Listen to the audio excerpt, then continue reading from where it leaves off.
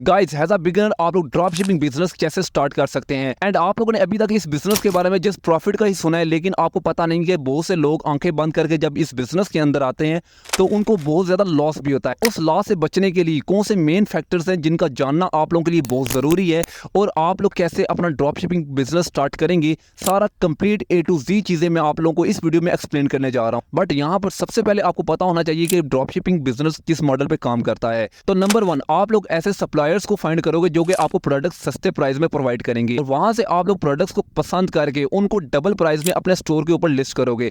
Customer आपके पास आएगा और आपको ऑर्डर करेगा। अब मान लें कि आपका सप्लायर आपको एक प्रोडक्ट $50 में देता है, आप लोग उस प्रोडक्ट की प्राइस को $50 से $100 करके अपने स्टोर के ऊपर लगा लेते हो।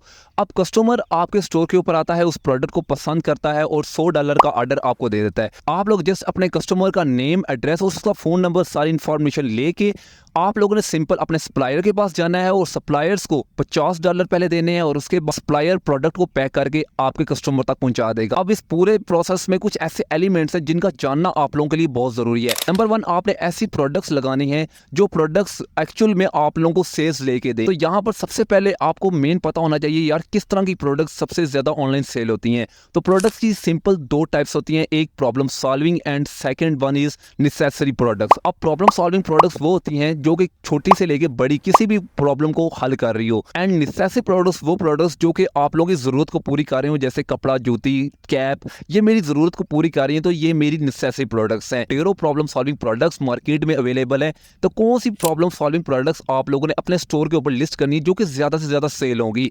अब सबसे पहले यहाँ पे आती है प्रोडक्ट रिसर्चिंग की बात। तो प्रोडक्ट रिसर्चिंग में आपने ये चेक करना है कि क्या जो प्रोडक्ट आप लोग अपने सप्लायर से ढूंढने जा रहे हो वो प्रोडक्ट सीजनेबल है, 12 महीने आपका कस्टमर उसको इस्तेमाल कर सकता है या फिर नहीं, या फिर वो प्रोडक्ट मार्केट में इस वक्त ट्रेंड कर रहा है या फिर नहीं। और उसके बाद वो जो प्रोडक्ट है आप अपने कंपटीटर्स के मुकाबले में क्या कम प्राइस में भी उसको सेल कर सकते हो या नहीं। तो इससे पहले आपको ये जानना जरूरी है कि कौन सी प्रोडक्ट इस वक्त मार्केट में सबसे ज्यादा ट्रेंड कर रही है। अब ये आपको कैसे पता चलता है, इसके लिए मैं नेक्स्ट एक डिटेल वीडियो लेके आने वाला हूं। अगर आप चाहते हो कि वो वीडियो आए तो नीचे आप लोगों ने कमेंट बॉक्स में नेक्स्ट लिखना है एंड चैनल को सब्सक्राइब कर देना ताकि वो वीडियो आपसे मिस ना हो। और जैसे ही आपको एक विनिंग प्रोडक्ट मिल जाएगा, इसके बाद नेक्स्ट स्टेप होता है आप लोगों ने अपने एक स्टोर का ब्रांडेड नाम रखना है।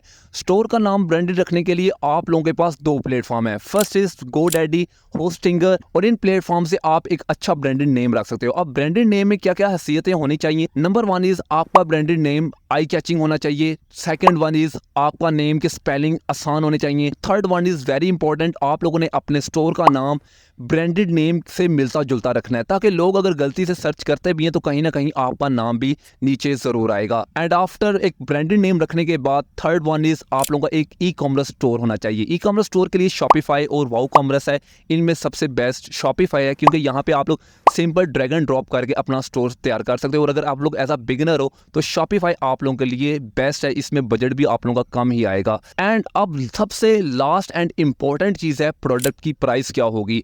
आप लोग अपने स्टोर के ऊपर जो प्रोडक्ट्स लिस्ट करने जा रहे हो उनकी एक्चुअल प्राइस आप लोगों ने क्या रखनी है, कैसे आपको आइडिया होगा, ये सबसे इंपॉर्टेंट है। आपने सबसे पहले देखना है कि मैन्युफैक्चर प्राइस इसकी कितनी है, आप लोग जो प्रोडक्ट अपने सप्लायर से ले रहे हैं वो आपको कितने की मिल रही है, एंड आप लोग कितने पैसे अपने एड पे स्पेंड कर रहे हो। एंड प्लस आपने देखना है रिफंड शिपिंग, अगर कोई कस्टमर आपके प्रोडक्ट को पसंद नहीं करता और वापस आपको भेज देता है, इन तीनों चीजों को सामने रख के आप लोगों ने अपना प्रॉफिट मार्जिन रखना है, ताकि अगर बाज़ औक़ात कोई कस्टमर को आपका प्रोडक्ट अच्छा नहीं लगता और वो रिफंड कर देता है, फिर भी आप लोगों को यहाँ पर लॉस ना हो। एंड लास्ट भी आप लोगों ने social media, Facebook, Instagram and TikTok पे ऊपर अपने अकाउंट्स बनाने हैं और उन पे अपने पेजेस बना के अपने प्रोडक्ट्स को लिस्ट करना है। अब इसका फायदा आप लोगों को ये होगा कि वहां से आपकी जो ऑडियंस आपके साथ अटैच होगी वो ऑडियंस रियल में इन चीजों को खरीदने में इंटरेस्टेड होगी, और वहीं पे आप लोगों को बिल्कुल फ्री में कन्वर्जन्स आएंगी। तो ये वो तमाम चीजें हैं जो कि एज अ बिगिनर अगर आप लोग ड्रॉप शिपिंग बिजनेस स्टार्ट करने जा रहे हो तो इन फैक्टर्स का आप लोगों ने अच्छे तरीके से ख्याल रखना है। तो नेक्स्ट वीडियो में आपसे फिर मुलाकात होगी, अपना बहुत ज्यादा ख्याल रखना। एंड मैं उम्मीद करता हूं कि ये वीडियो आप लोगों के लिए बहुत ज्यादा हेल्पफुल साबित होगी।